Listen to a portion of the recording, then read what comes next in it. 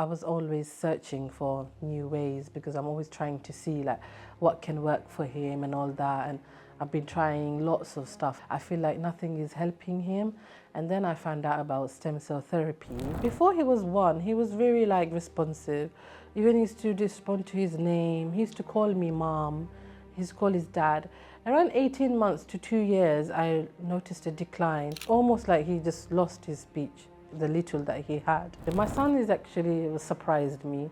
He didn't cry at all. He was just so calm throughout the whole procedure. So even if he doesn't improve, it won't go the other way. If you really want to help your child, you should just go for it. Because if you don't do it, you'll have that regret that I didn't try it. And the side effects are so minimal that you have nothing to worry about.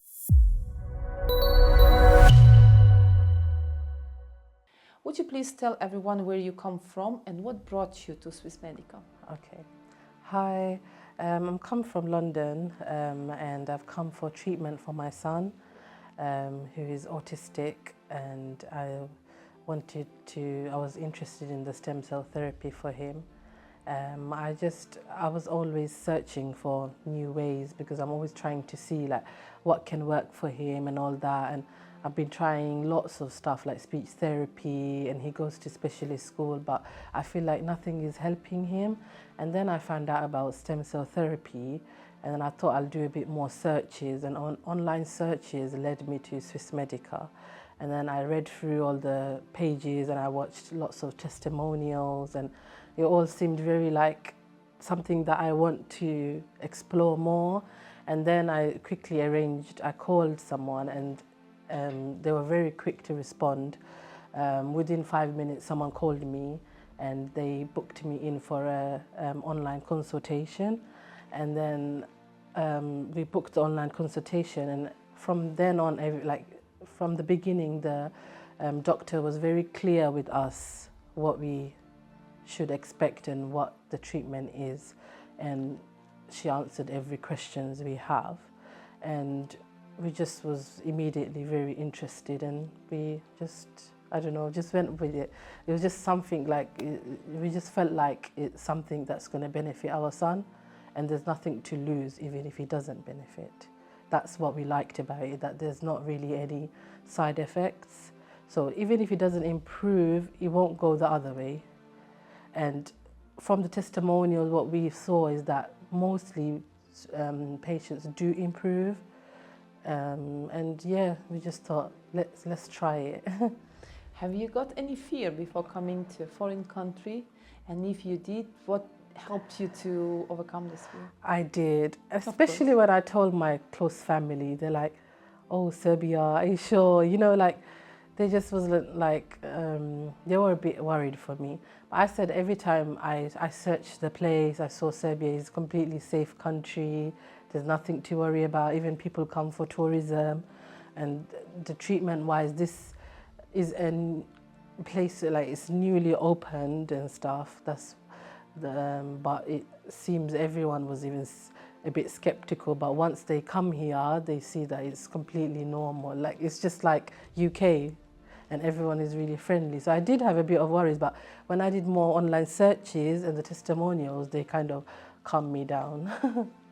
Yeah, you're taking care of here from the very first spot, right? Yes, from definitely. the very first step at the airport? Yes, so as soon as we came out of the airport, we saw Mikhail's name, Mikhail R, and I was like to my husband, look, he's there, because my husband was getting a bit anxious, are we going to find him? As soon as we got our luggage and we stepped out and we found the person. And then they got us, it was only 10 minutes, and we came here, and yeah, and then straight away taken to our room, because it was quite late night, so then we got to rest and everything, and then she showed us where the restaurant is and stuff. So when we woke up, straight went for breakfast, and then saw the, luckily, yeah, then we saw the doctors, so it was all fine, yeah. Yeah, because you arrived late, Sunday evening you arrived late, yeah, and late. Then Monday morning everything started for you? Yeah, everything started. With blood testing, yeah, and with then blood meeting testing. the doctor, yeah, the first We actually went for breakfast first, but my son didn't eat anything as usual. He's very picky, so luckily he didn't eat anything before the blood test. So we had coffee and stuff, but he didn't eat anything, so we straight away went for the blood test. And then even that was okay because the doctors were very caring, and then there was a couple of them that proper held him and made sure that he was calm, and then they quickly took the blood. It wasn't an issue, like he didn't cry at all. Of course, it's not an easy task to take a blood No. from a normal kid. And But let alone, let's not say about autistic kids. Yeah. It's difficult to explain to them what will be happening and that there is nothing to worry about. Yeah. I understand. No, he was completely But calm. they've got they look experienced, Yeah, right? they're very in taking- experienced. Like they knew how to deal with him straight away. He went in happy. They calmed him down. They held him nicely, and then they managed to take like however bottles they took. I don't know, but yeah, it was a initial experience. Even was good.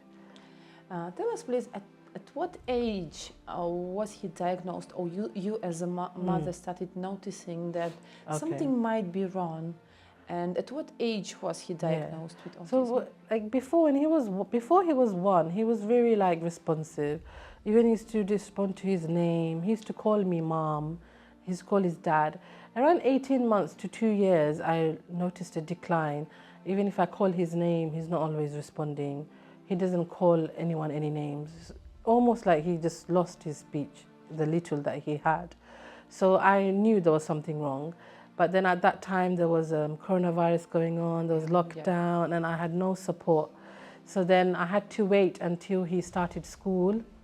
He started school at 3.5, and the school noticed, obviously, there's no speech. He has a lot of characteristic of autistic children, so they kind of pushed me and the doctors for a diagnosis. And then only when he was like 5 years old, he got the full diagnosis of autistic. What was it for you to accept this diagnosis? I feel like I knew it anyway. By the time he was diagnosed, in my head, I was already like convinced that he is autistic. I think I went through all that mental trauma when he was around 2, and when I had no support. That time I had proper breakdown with him because like I wasn't getting any support with my son. I was out of a job because of lockdown, and I really suffered. I mean, I still had my job, but sitting at home, not doing anything, and not being able to help my son really affected me. So by the time he was diagnosed, he was already in a really good school where they had specialist class for him, and he was improving in some ways. So I was used to, I got used to the fact that he's autistic by the time he's diagnosed. But it's still hard for me, especially when in my family, he's the only one. So I find it still very hard sometimes when he cannot express what he wants to do, or I see other children his age thriving. It really, gets to me. But yeah, I accepted him. I just want him to improve for himself. More than for me, I find it so difficult for my son. So in which other ways, apart from communication, do you think it is the autistic diagnosis makes his life challenging? In which other ways? Even with food, he's very picky. He will only eat like certain foods. He won't even touch other foods. His sleep pattern is very irregular. Some nights he's sleeping full nights, some nights he's not. All of these things really affect him, and obviously because he cannot vocalize that, it makes it worse, and then it takes a toll on us as well. Like we just don't know how to help him, and obviously he has issues. He cannot make friends. He doesn't really like playing with other children. So his overall being a child, his childhood is affected, because of his condition, and that doesn't it's not nice for us to watch. But I hope even if his sleep improves, his understanding improves a little bit, his eating habit improves, even that will be a major improvement for me. How old is he now? 6. He's almost 7, end of this month. So is he able to take care of himself in the way of dressing up in the morning, taking off clothes, brushing the teeth? What else maybe?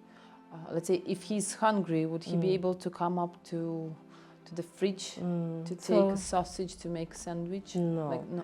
He's not independent at all. I have to dress him, brush his teeth, everything. Even if he's hungry, he's just going to come to the kitchen and wander around or take my hand to something for me to make him food, or grab his bottle and show me that he's thirsty. So for himself, he cannot do anything. We have to help him in everything in his daily life, yeah. Have you shared the information of going for stem cell therapy with your closer ones, the relatives, and let's say with his pediatrician? And what kind of response have you received from people? No, I have only shared with close family. I don't feel comfortable sharing with anyone else because, I don't know, treatment like this isn't available everywhere. And I'm just worried, like,